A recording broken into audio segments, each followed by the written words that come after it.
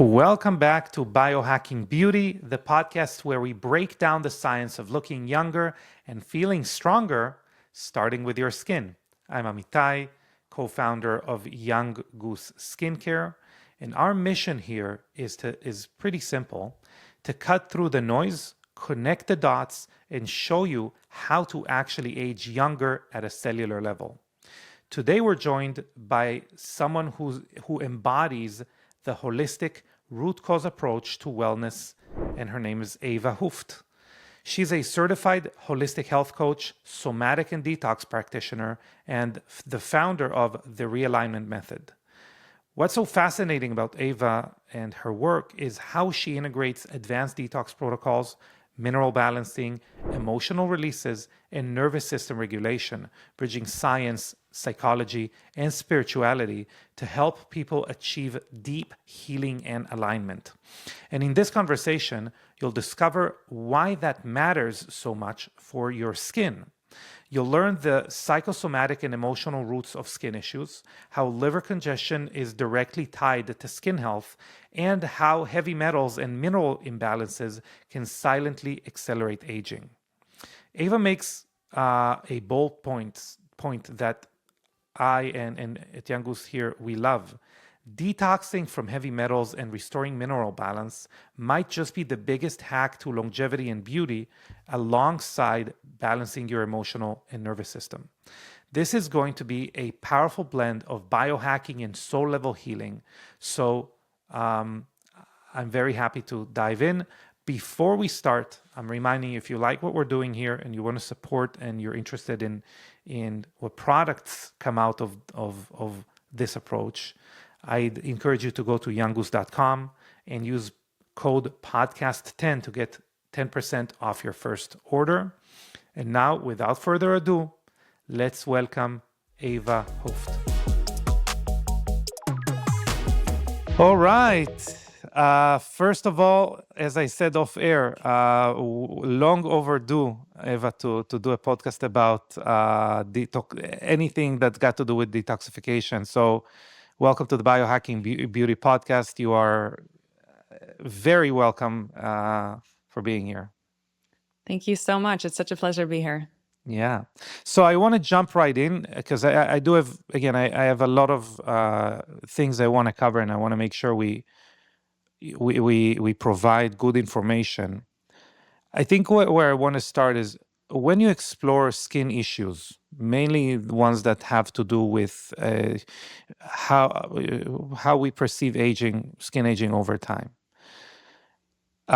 When we perceive them as more than just skin conditions, how do you explain the dependency between unresolved emotion and physical manifestations, like, for example, wrinkles, premature aging in general, acne, even things like eczema? Such a good question. Yeah, I like to really look at things through a lens of psychosomatics, right? So really understanding that really the body is kind of like the canvas, and it shows the deeper, not only like emotional, but also obviously like physical and like pathology and things like that. So the way I like to look at this is that in traditional Chinese medicine, there's actually a thing called face mapping, like skin mapping, is similar with like body mapping, like mapping our organs to specific different emotions. And the same is with like different regions of the face. So I will say it's like a whole world. So I'm not like the best when it comes to like actually pinpointing. I know people literally can say, oh, there's a tiny wrinkle beneath your eye. This means that, you're not showing yourself enough in the world. Like there's a whole science to it. But the way that I like to look at it is like, is my client showing skin issues that they shouldn't really have at this age, or they shouldn't really express, especially like given how healthy they eat and how well they take care of their skin. And obviously their lifestyle is really, really good and healthy. So the way I like to kind of look at this is that any perceived stress on the system can cause oxidative stress and like premature aging. So the perceived stress on the system can obviously be, right, like we overwork or we're exposed to environmental toxins. But what it can also be is that when the system gets stuck in chronic fight or flight, I'm going to break it down super, super simple. Let's say that, we go through a childhood trauma and somehow you perceive that it's not safe for you to be in the world, then over time this really stores right in our memory. This is something that the body remembers, and so it's always going to respond to the world as it's not safe for me to be here. So that is a constant stressor on the system. So just from like a stress perspective, premature aging tends to happen with people who are overly worried and have a lot of like childhood trauma, repressed emotion, and especially when it comes to wrinkles, right? Because we store the expression on our face, right? Especially if someone smiles a lot, they tend to have smile lines, but also if someone like worries a lot and is really anxious, then we tend to have more like fine lines and wrinkles that actually kind of embed that facial expression into our face. And so, Hmm. yeah, the way I kind of like to look at it is that the skin really acts as a barrier between us and the world. So it's kind of like our boundary. And if we have issues with boundaries, for example, we grew up as people pleasers because our needs weren't met by our parents and things like that, then that boundary to the physical body, you're basically telling the body like, hey, my boundaries don't matter. So it's no mistake that then also the actual physical boundary tends to dissolve or there's issues with that boundary. I Um, love it. Wow, this is we sometimes we describe it slightly differently, but it connects perfectly. What we're saying is from a longevity point of view, once you basically have passed your um, reproductive prime, the boundary or your skin's barrier becomes more like a barrier and less like a communicative organ for vitality. But there's definitely maybe a physical aspect, but a lot of it is an emotional aspect.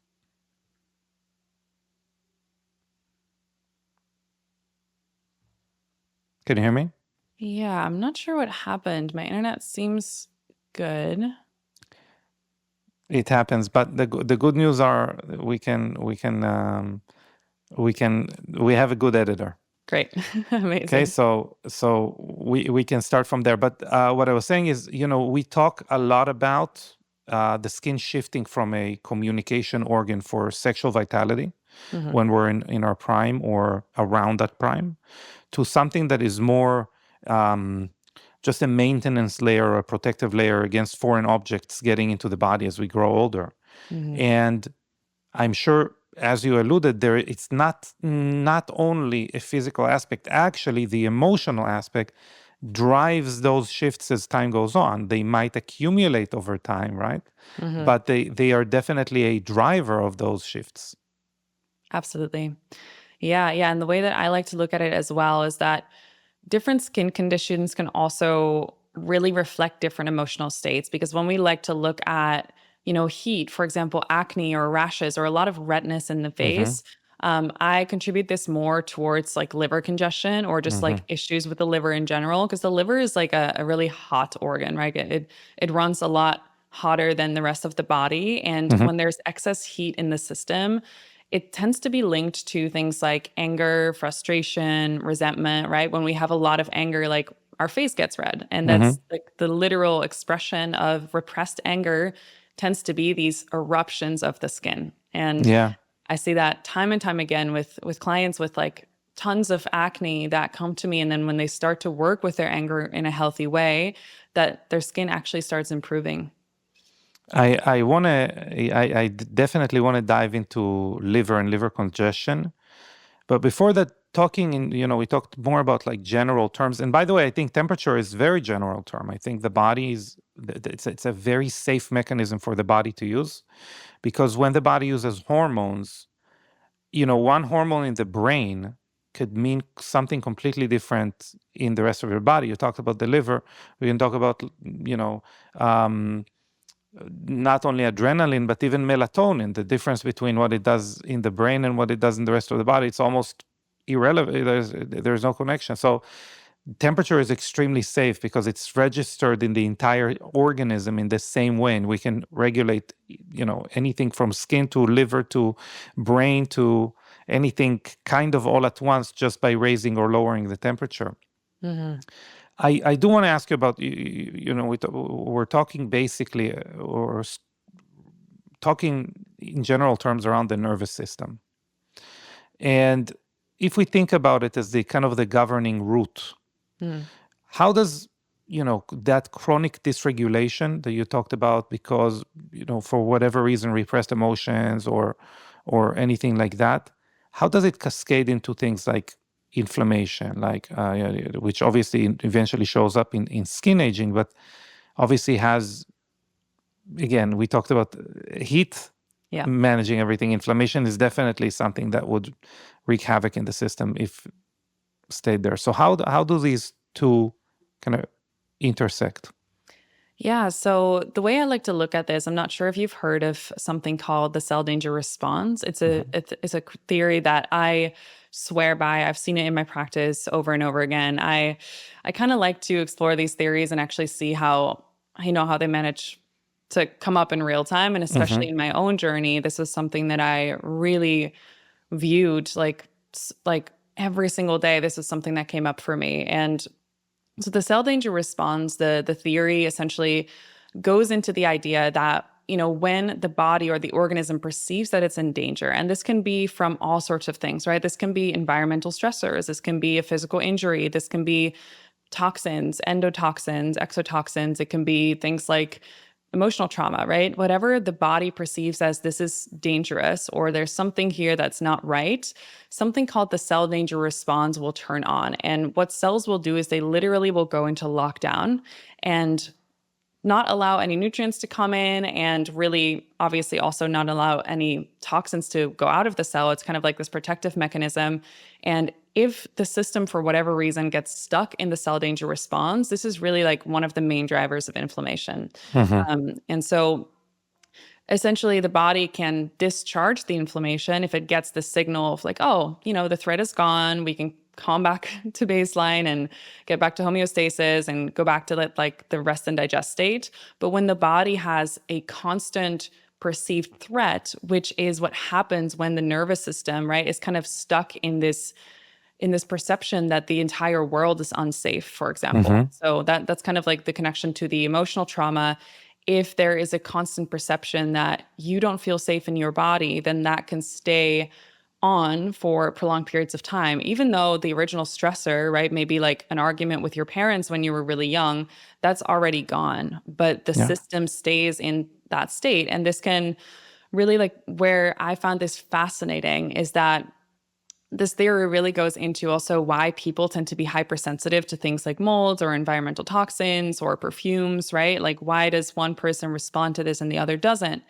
And the answer is really in the limbic system, in our perception of, what happened when we first were in contact with this thing. So let's say that you were having a massive fight with your boyfriend and you were living in an apartment with mold at the time. The body will take a snapshot of whatever pathology is present there and whatever, chemically is available, or even like your mineral pattern at that time.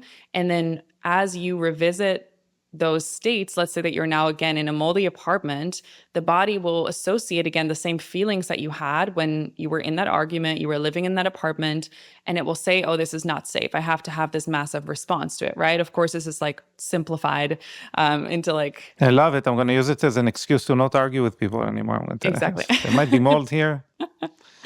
Yeah, it's not the mold. It's just the emotions towards the molds. But yeah, essentially, like what that really tells us as well is that, unfortunately, in today's day and age, whether it is through, our ever-changing society and, our constant use of cell phones and AI, and then, of course, like how we're not learned to deal with our emotions and our traumas. And what I perceive more and more is that like a lot of our systems are stuck in this state of like unsafety, essentially. And when the body doesn't feel safe in whatever level or reason, like I can say I feel safe in my body, but if my nervous system is stuck in that chronic fight or flight, it's not going to be able to discharge the inflammation. It's not going to be able to deal with the pathology, to actually, have proper immune function, to properly digest and detox from all the things that are coming in. So yeah, like I that's kind of how I like to see the connection. It's all so interconnected, and that's obviously how we perceive the world, because one person might experience a trauma and say,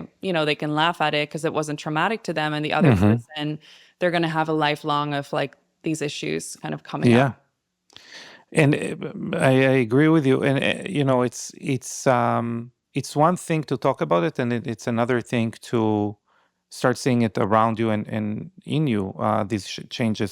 And to, by the way, to the question is like to flipping that a little bit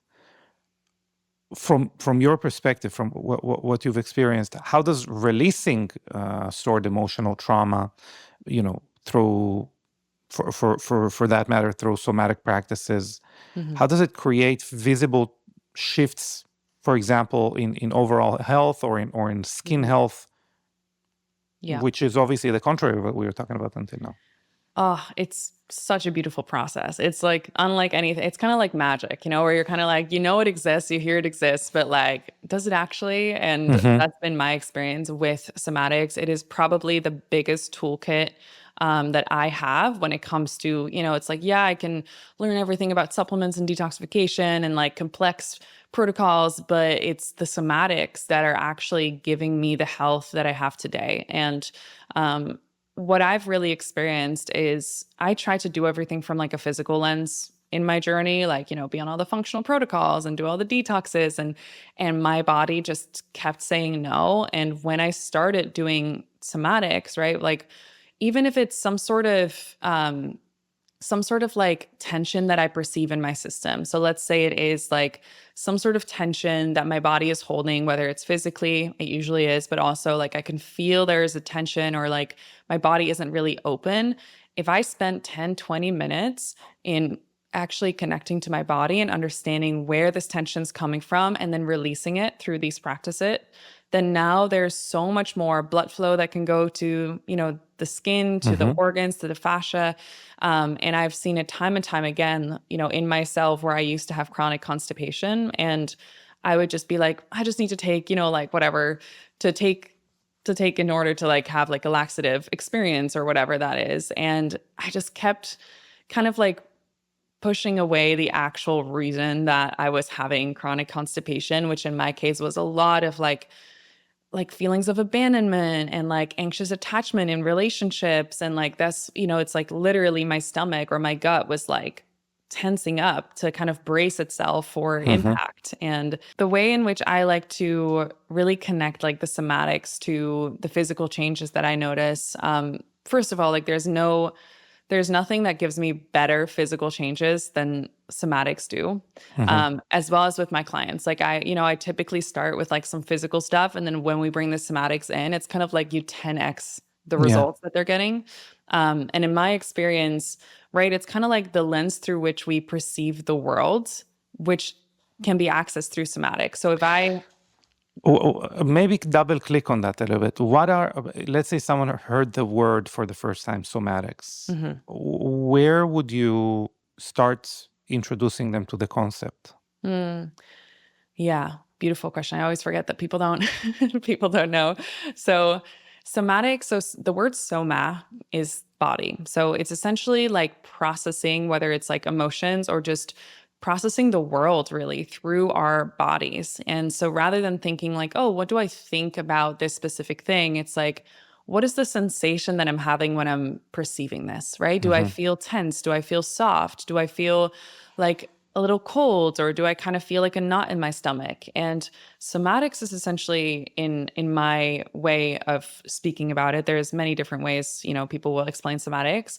It's having a conversation with the body as the subconscious. So we Mm-hmm. are essentially using the body as an access point into our subconscious in order to actually understand why it is expressing certain pathology, why it is, having specific tension or physical expressions. And I would like to argue that every single thing that we experience on a physical matter level, right? Let's say that you're injuring your right shoulder, it has a deeper symbolic meaning to that. So we can kind of look at, okay, now when we have this right shoulder injury, if we were to actually look at it through a psychosomatic lens, right? The shoulder is pushing, it's the masculine side. Where am I pushing too much in my life right now? And then also, what would happen if I communicate to my right shoulder as a part of my subconscious and actually see what does this pain bring up for me? And this is usually when all these memories start to come up and we can actually access the younger parts of ourselves that are frozen in time, if you will, in those memories from our past, whether it was, not feeling like it was safe to rest in the feminine and therefore needing to push all the time and needing to work harder in order to be loved.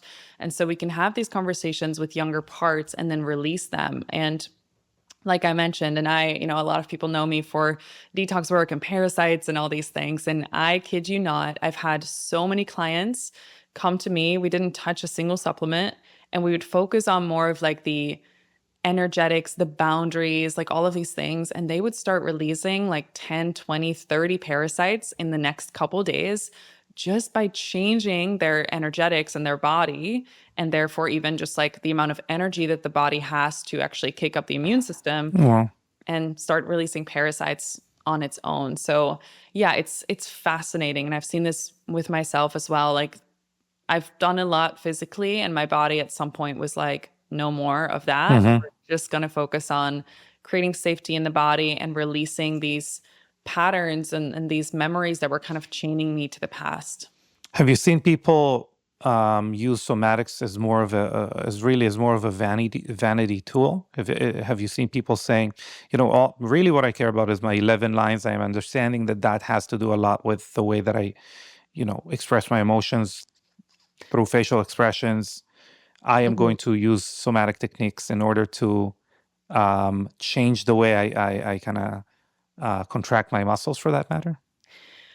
I haven't had someone who specifically came to me for that, but it is something that I hear all the time. It's like my face, like your face can literally change within 1 hour of just you doing a somatic session. I Hmm. see it all the time when clients come to me and they're like, their facial structure is kind of like inward and they're kind of like frowning and they Hmm. feel really timid and inward. And after the session, it's just like all like, the face is open and more wide and they can breathe better. And yeah, like as a lens, like through a vanity standpoint, it is one of the best things you can do to actually open up the facial structure because, as we mentioned, right, like the fine lines and the frowning, like this is all part of these deeper emotions that are presented on the canvas, which is our face. Um, Yeah, makes perfect sense. How would let's say you had a friend, you left Los Angeles, you met him one last time before you left, and they're like, I'm going to give this somatics thing a shot. How would you set them on the journey? Where, yeah, where do they start? What kind of guidance is there mhm. for them to follow if they want to end up being a somatics practitioner, expert? Yeah, great question. So, from like a simplicity standpoint, something that like all your listeners can do at home is like the magic word I would say in somatics is allowing. So, Hmm. it's kind of like a dialogue with the body where you keep allowing whatever comes up. And I know that in like, manifestation techniques, everyone's always like, oh, don't look at like the anger and focus on the love and light. But I would say if we don't focus on what's in your body clearly, it stays stuck and whatever we resist persists and it will Hmm. create more of these subconscious outcomes. So I would like to say, let's say that you have a lot of anger towards an ex or something like that. Just allowing yourself to notice where that is in your body as you close your eyes and you feel into like, what shape does that have? How does it feel? Like, so you're just without any sort of judgment, allowing the body to kind of express itself. And whenever we allow and we don't resist or we don't try to like steer the experience, you will naturally have these like visual experiences or like memories that are coming up. And so it's essentially just witnessing the body unravel itself because the whole reason that the emotion stuck is because we as the mind decided it wasn't good to express that emotion, so I'm going to keep it stuck. So if we actually allow that, it will actually unravel itself. So it's just a continuous experience of allowing. People who are meditating are going to be a lot easier with this work Hmm. just because it comes more natural. And then you can find tons of like somatic experiencing meditations on YouTube. Like I have a whole library that I share with my clients. And then, of course, like if you want to do it with a practitioner, I personally would say you can get yourself like 60% of the way there. And then there's the 40% of you that's the parts that are dissociating, that are protecting, that are, kind of like keeping all these like nasty parts of you nasty, like, air quotes, because they're actually really lovable. Mm-hmm. But they're keeping that stuck. So I find that when you work with a practitioner and they can just love and hold you in that space, you're obviously going to go a lot deeper. And that's when you really get into like the past life experiences, generational trauma, which is something that I love to work on with my clients. So yeah, but if you just want to start, just notice how your body feels when you're experiencing emotion. So when you're being cut off in traffic, what does your body feel? Where do you feel tight? Can you just breathe into those places? So it's just connecting to essentially body awareness. Love it, and it does remind me a lot about of my meditation practice. I specifically listen to Sam Harris's Waking Up, and he does talk plenty about looking at the emotion or looking at what's going on and trying to understand, see how it feels in your body, and what does happen is this is a type of unraveling which then goes away, like the same thing you wanted to do to begin with, which was kind of suppress it. Instead of suppressing it, Yeah. you observe it, you experience it, and then it doesn't force itself upon your psyche, if you would, anymore. So does actually make a lot of sense to me personally and with my experience. Okay, I do want to spend some time on kind of the intersection between like liver congestion and skin health.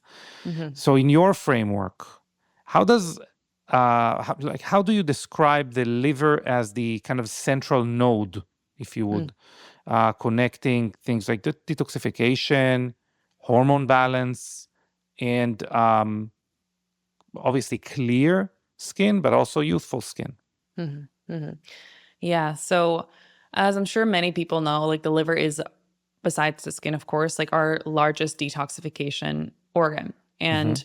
And I think it has like about 500 functions in the body. It's a powerhouse, and we really need the liver to function properly in order to obviously, right, like clear hormones in a proper way, but also to filter our toxins. And when the liver gets backed up or the colon gets backed up, it's kind of like the way I like to look at it is like we have this thing called a drainage funnel, and the organs ideally drain in a very specific way. So, of course, the colon is where all of our waste exits. So, when the colon's backed up, the bottom of the funnel gets clogged. So, this is why typically people will say, hey, like, your skin issues are likely related to gut issues, which is true because when you have a leaky gut, and these toxins are able to, enter the bloodstream or even tiny food particles, and the body has like an immune response to that, then it can purge through the skin. So that's one way of looking at it. But really, even the way I like to look at like gut issues, they typically stem from liver issues, because when we look at the liver, and the liver obviously producing bile as our not only, a very essential digestive fluid, but also the way that it releases toxins, that when the liver gets backed up and bile doesn't get released in the way that it should, not only does this hurt the liver over time, of course, because toxins will recirculate or they actually won't be expelled, but also bile is like our largest microbial balancing fluid. So if we don't have enough bile, then specific microbes can overgrow. So this is really when we see, pathogens overgrow like candida or parasites or molds. And so people can say like, hey, I'm having, candida. Now I'm having all these skin issues and rashes. And so I typically like to look at the liver as kind of the main driving force there, not necessarily like, oh, you're eating too much sugar or anything. It's kind of like a secondary piece. So yeah, like when it stops detoxing properly, when it stops actually clearing toxins properly, then of course, like hormones will back up. We don't clear estrogen effectively. We don't expel heavy metals and other toxins that are coming into the body. And the issue with that is that when we hold on to heavy metals more than we should, that also will throw off our mineral balance. And as I'm sure many of your listeners know, like good, healthy skin has proper mineral balance. It has proper fluid balance, right? So, copper toxicity, for example, especially women that have had for whatever reason, either liver congestion or a copper IUD, this tends to really drive acne, eczema. It can drive fungal overgrowth, as well as, zinc deficiencies. Poor wound healing can also drive inflammation as well. So I like to look at really like the liver as if it doesn't do its job effectively, which can also, again, be a nervous system or emotional issue, because when our body is in fight or flight, bile secretions will also, or bile production will slow down as well, because the body's like, I need to fight a bear and a tiger. I don't need to create bile and, Mm-hmm. try to detox. So it's kind of like this domino effect that happens in the system where, of course, it will also affect the skin. But typically, even before it affects the skin, we're going to see these things as like bloating, brain fog, fatigue, like just overall not feeling your best self. Like another thing is like redness of the eyes, like redness of the skin, or like a dullness of the skin. And when I see my clients go through liver cleansing specifically, like the skin is usually the first thing that clears up. It's like this like youthfulness, this Yeah. like glowiness that returns to the skin, elasticity, like better wound healing. So yeah, it's the liver is like such a central component to that. I agree. And do you normally connect the two? Let's say you have a discussion with someone, you're guiding them through detox protocols. Do you make a point to kind of connect the release of a liver burden with improvement in skin, whether it is laxity or radiance or Yeah. yeah Yeah, that's mostly the first thing I tell my clients, especially those that are coming to me with yeah like acne, rosacea, any sort of like psoriasis, like skin issues, is we tend to obviously work with the colon first, because you have to clear, yeah the bottom end of the funnel. And even with that, sometimes just getting their drainage up and running, because one thing that's important to note as well, like if you do have any level of constipation, and some people think they have, oh, I have daily bowel movements, I don't have constipation, but you can have a chronic backup in the upper parts of the GI tract as well. So you have daily bowel movements, but there's a lot of stagnation in hmm the colon. What that does is that now the bile that gets released from the liver, it stays in the small intestine for too long and gets reabsorbed into the bloodstream. So also just constipation by itself can cause that liver toxicity and retoxification of the body. So sometimes even when we just focus on clearing the colon and introducing things like, things that help bile move efficiently, things that help the bowels move, they can see a massive improvement in skin conditions from that. And then we haven't even touched the liver. Yeah. yeah. So yeah. Is there anything that you would say is a sweeping recommendation around bowel movement, as far as like things you can take, or obviously do Yeah. somatic exercise, but other than that? Totally, absolutely. So for, good bowel movements, obviously fiber is a big piece, but not too much fiber. So a lot of people will say, "Oh, I'm going to just start a fiber supplement," and then they get more backed up.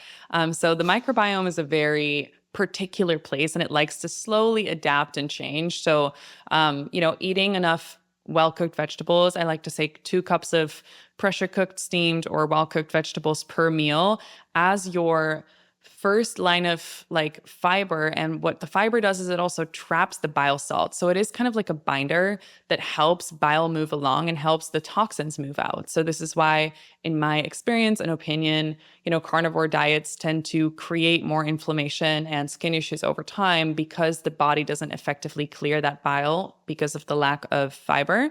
So fiber, hydration, specifically, mineral water. So spring water is extremely helpful. I know people like, the filter systems and RO systems, and I've tried it that way. It just tends to dehydrate the body more and reduce skin elasticity, just because of the structure of the water. So the closer that we can get to nature, the better. So I like glass bottled spring water, good amount of fiber. And then things that I really love in the morning, unless you have histamine issues, then there's a different route to take. But things like lemon water, hot lemon water with shilajit, really remineralizing the body. If you don't have oxalate issues, then celery juice can be extremely helpful for clearing the skin as well, and also just clearing the bowels because of the salts in the celery. And then from there, just eating like a clean breakfast, like always focusing a little bit on like, blood sugar management. So I like to just have people eat plenty of protein. If you don't tolerate protein, then focusing on like the stomach acid first and making sure that the actual digestive process moves smoothly. And then for liver and bile flow, green tea is amazing. Just sipping on some green tea. Liver bitters are amazing. And then castor oil packs over the liver can be extremely helpful for the skin as well. So those are kind of like things that if people are really new to this and they start that stack, they can already see massive improvements. And of course, there's like super advanced detox detox methods that I won't go over here that are best done under practitioner guidance. But those things just to get the bowels clear and to get the bowel flowing, it can help a lot. I love it. So some people who are, I mean, I love Shilajit. I'm really okay with the smell and taste. And that's probably one of my pet peeves, seeing people experience Shilajit for the first time.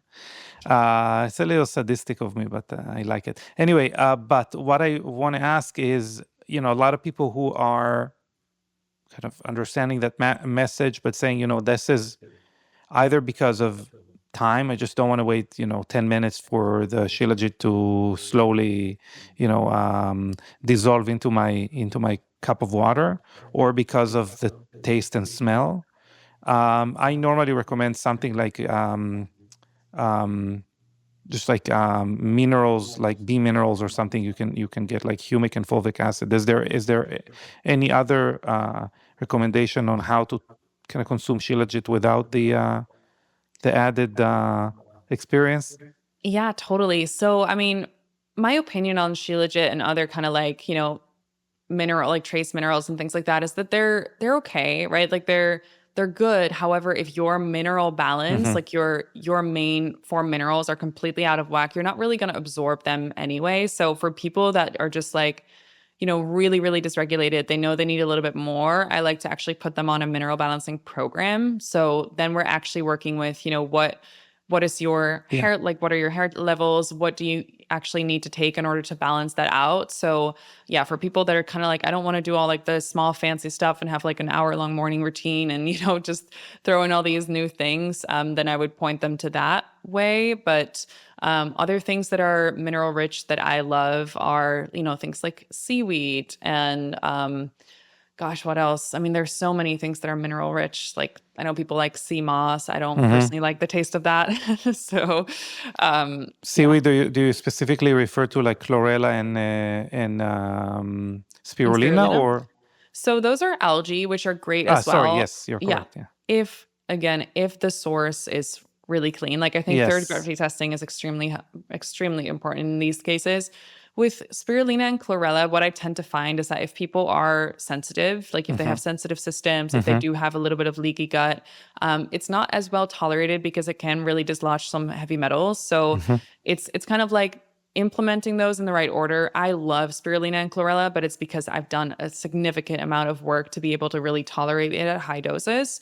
But kelp is another great mineral.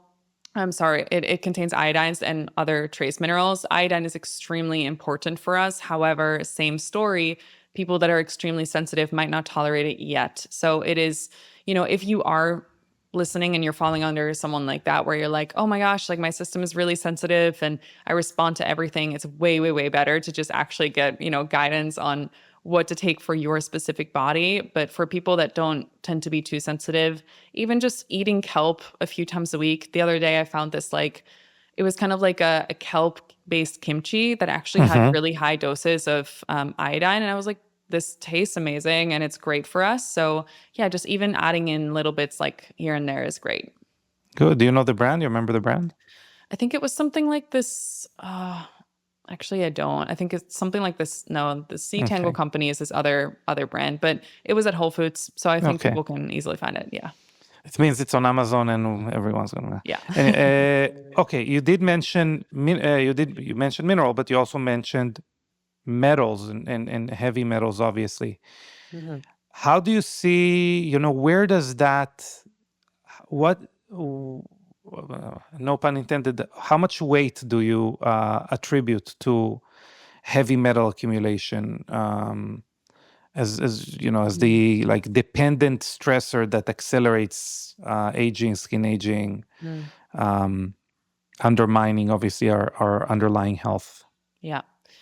I mean, a lot. I Hmm. personally think that in today's day and age, almost everything can be traced back to either metal or mineral imbalances. And the reason being that when we take back into account the stress idea, right? Like when we're experiencing chronic stress, we're experiencing chronic inflammation, we're experiencing gut issues, skin issues, etc. Now, Hmm. when we're experiencing chronic stress, the first thing that happens is that our minerals get extremely depleted. Like we burn through minerals by producing things like aldosterone, Hmm. cortisol, things like that. So, what now happens is that over time, we experience adrenal fatigue, which is really attributed to these minerals being out of balance, right? Like sodium potassium ratios, like calcium magnesium. So, in order to restore proper adrenal function, to restore proper thyroid function, when we work with balancing those four main minerals and other trace minerals, what happens is that the body gets enough energy back to actually release these metals. Because,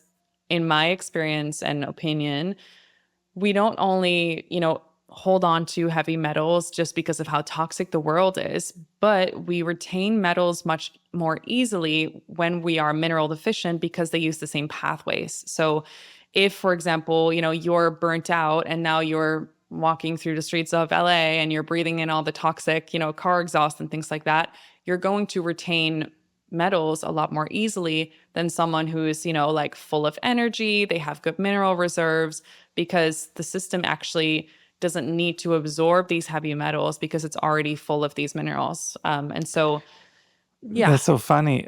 You know, that's a subject we've never, sometimes when you formulate products,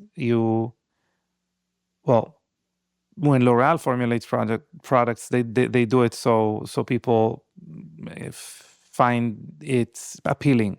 Mhm. But when we formulate products, a lot of the times we put things there that we don't really explain why they're there.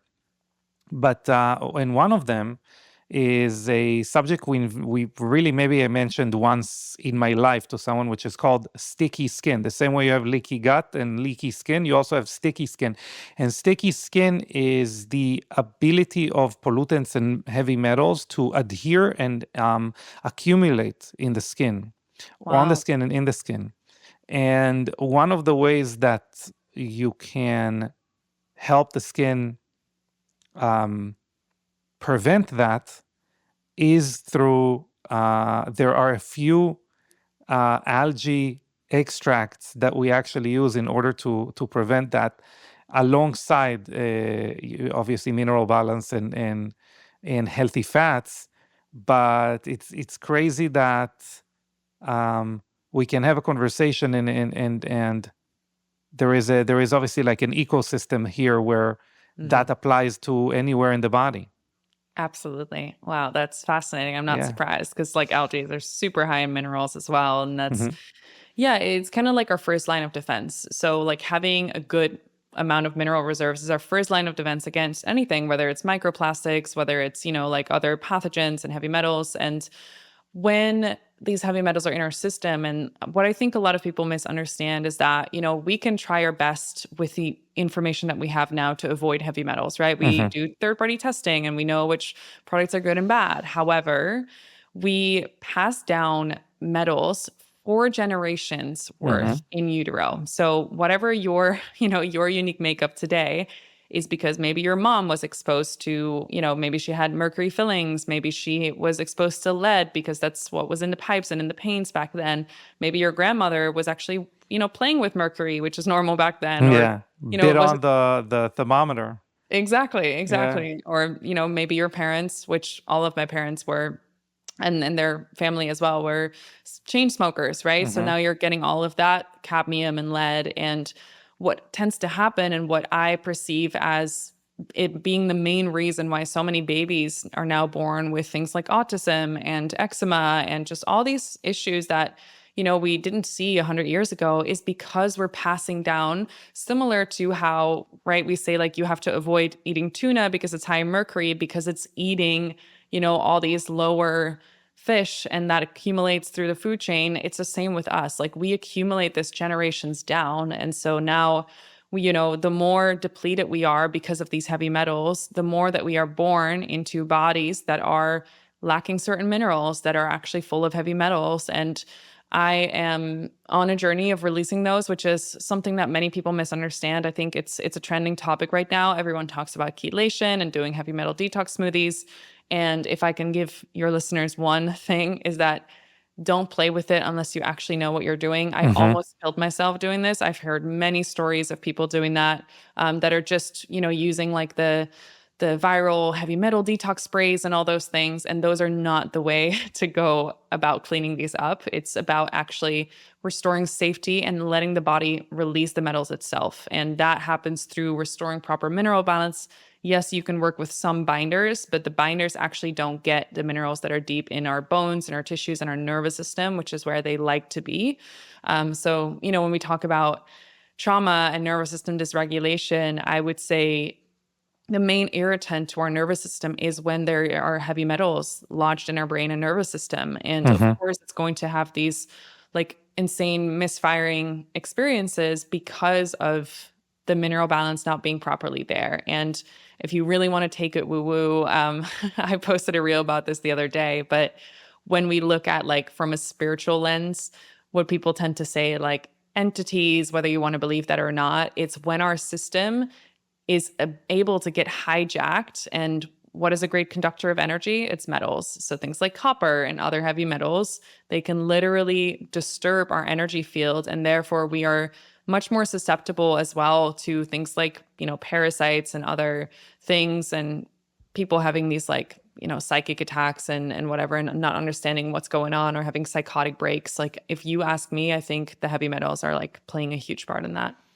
I wouldn't be surprised. And the problem is that we are so first, to what you say about carrying heavy metals and contaminants a few generations down, it's almost like we are the accumulation of anything happening after like the 16th century with Yeah. um, obviously with progress, right? Um, would you say that when we look at at a map of prevalence of autism, for Hmm. example, we can see the Western world being significantly more prevalent. However, heavy metals is a global phenomenon for that matter. Do you think the missing aspect within Western world is that connection to, um, I would say, like spirituality or emotional balance, community, things that allow you for a more, I would say, like emotional homeostasis? Hmm.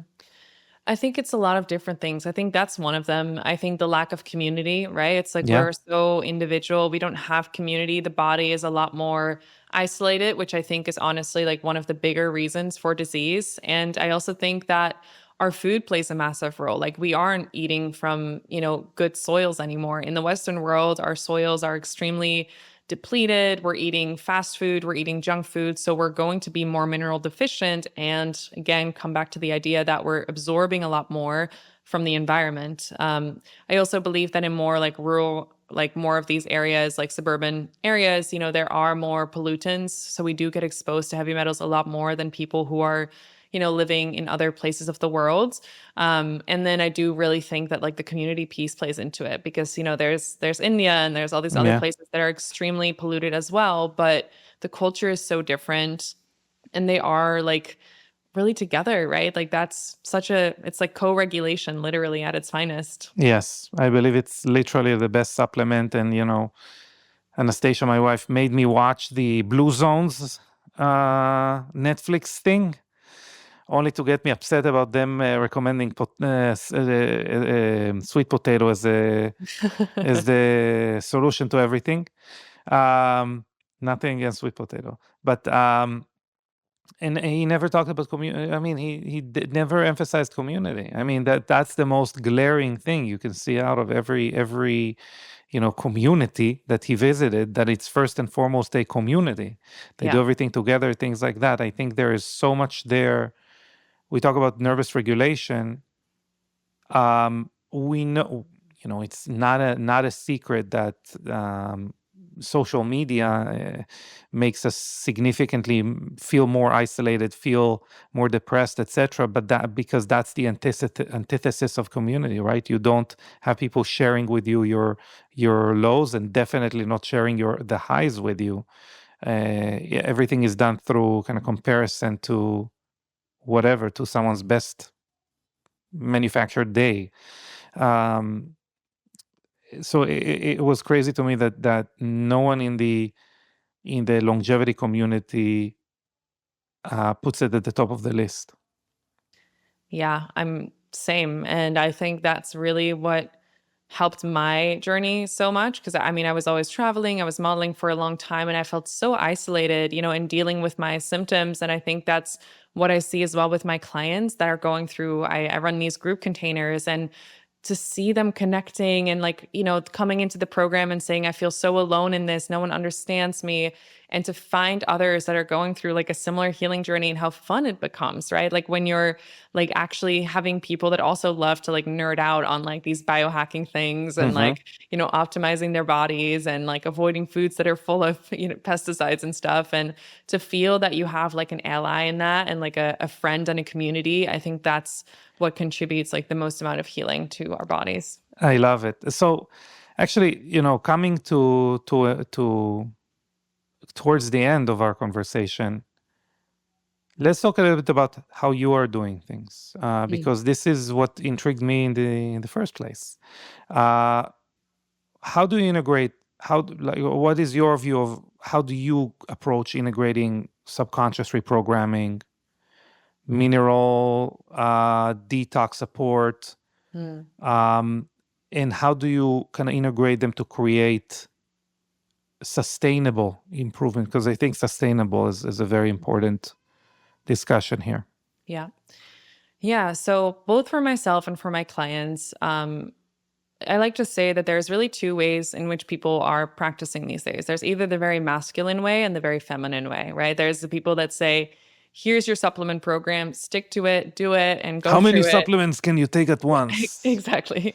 How many supplements, how many biohacking tools can you stack? And like doing things where it feels almost like if I don't do this, then I don't get better. And I see so many people come into my programs, they say, I think I just need to eat even more healthier and be even more on top of things, and then I'll experience the health that I want, which is really just, right? Like that's just a belief system that's running itself. And if you think that that's the case, then of course that will be the case for you. So what my journey has led me to, and what I really drive home to my clients, is that the main connection should be between you and your body. So for me, whatever any other practitioner tells me, it doesn't matter how much I look up to them, how much I trust them.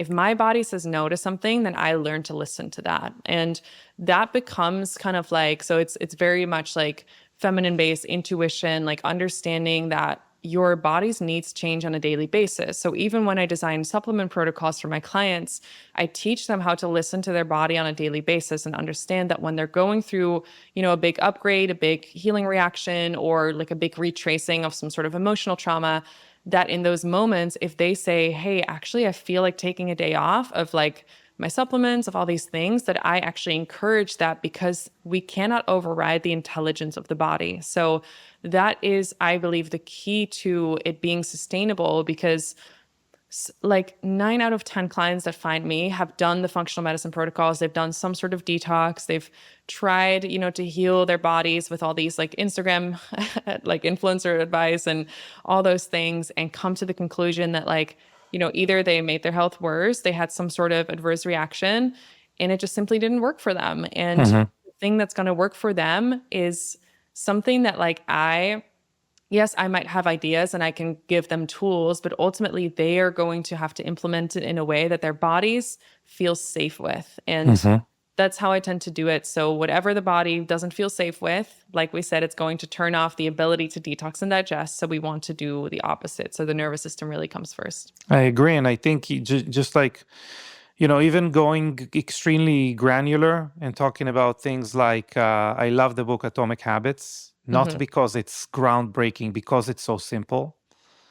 if you don't build a habit around it, if it's not easy enough to build a habit around it, doesn't even matter what it is. If it's not something you can see easily and simply do for the rest of your life, obviously you shouldn't do everything for the rest of your life. But if you, if the habit is not there, what you are doing is playing around with something until you're not being watched anymore. If it's your guidance or whatever that is, it's not now rooted in your identity, if you would.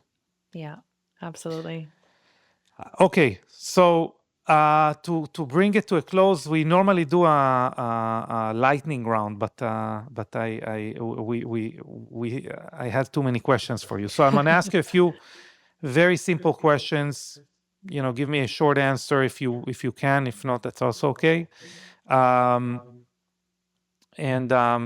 So, what is your opinion about Botox? I think it's a neurotoxin, and I'm a huge no. I think there is definitely tons of natural ways in which we can stimulate similar effects. Okay, what is your favorite? You see, you know my questions already. What is your favorite um, beauty treatment that aligns with your view of health in the world? Oh, so many. I would say like there's so many holistic facialists these days. I just had the studio nearby reach out about like a bioenergetic facial with microcurrent that mimics Botox. Like there's, like the snail creams and like all the natural remedies. And honestly, mineral balancing is like favorite for my beauty for sure. Amen. Yeah, I agree. And okay, so third is I need to think about it because I want to give a good one. So let's assume you had to start from scratch your health journey. What would be the first thing, the first test, the first action you would do to create that snowball effect, that cascade that would lead you to a good, healthy place? Oh, that's a tough one. If I had to start over, I would probably start with cutting out things that are not good for me, including relationships. That was the last thing to go for me. So any toxicity, including relationships. I love it. Okay, great. Listen, Eva, this was very fun. I'm super grateful for your time, and I believe that we did a good job balancing between things that are more philosophical and some actionable items. But really, I think if someone needs to start a journey, the best way to start a journey, aside from actions, but the best way to start a journey is by accessing someone's as a source of knowledge. So that brings us to, how do people work with you? How do they learn more about your methodology, etc.? Yeah, so I share a lot of free information on my Instagram. So that is just my first dot last name, so Eva.Hooft. I run group programs 3 times a year, which is really, as I mentioned, kind of like it's my baby. It's where I put all my time and energy in. So I have a course that I guide people through, basically teaching them everything from detoxification to the somatics, through the emotions to the nervous system, and doing that in a group program. We also are bringing out a self-paced course for that as well. So if you don't want to do it in a group, you can access that as well. It's all available on my website. And then I also work with a very select number of one-on-one clients, typically no more than 5 or 6 at a time. So yeah, that's something that you can just inquire over email or Instagram as well. And yeah, tons of, free master classes, podcasts that you can access. I will post all of that either on my newsletter or on my Instagram. Great. And what is the address of your website? It is my first and last name.com. Okay. Yeah. EvaHooft.com. Absolutely. Eva, it's been an absolute pleasure. Thank you. Thanks everyone who was listening. And yeah, bye. Likewise. Thank you so much. Wow, that was such a powerful conversation with Eva. I think what really stands out is how much our skin reflects what's happening inside, emotionally, biochemically, and even spiritually. When you detox from heavy metals, when you support your liver, when you release stored emotion, when you take care of your present psyche, if you would, your skin can really finally behave the way it's meant to behave, or the way that it is able to behave, which is youthful, resilient, and vibrant. And she did a good job explaining why this should be the root, which then obviously if you apply, NAD and spermidine and whatever that may be, that is how these ingredients work the best way. And that's why we have this podcast, really, to set a stage for people to enjoy, whether it's our skincare or just the skin health in the best way. Before we wrap up, I want to answer a listener question that came in on our Instagram survey that we did. Someone asked, if I already have a solid skincare routine, what's the one inside out practice that will give me the biggest visible shift? And that is a great question, relating to this podcast. From my perspective, it comes down to mitochondrial support. If your cells don't have enough energy, and they're not, as Eva said, in the state of it is understood that they can express that energy, whether from, again, low NAD, mineral imbalance, toxic load, they can't renew properly, or actually the algorithm, the software that they run, okay, the program that they run is not one of renewal.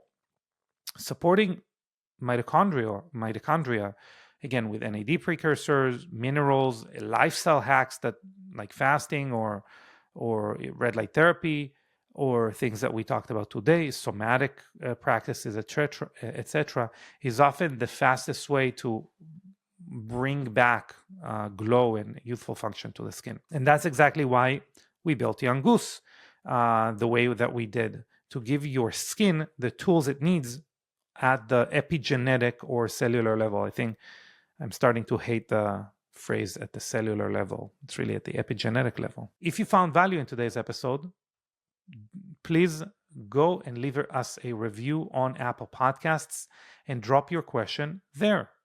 I love, looking at those questions, pulling ones that are relevant. And actually, a lot of the questions that I ask during interviews, not a lot, but some of them are because of questions that were asked there.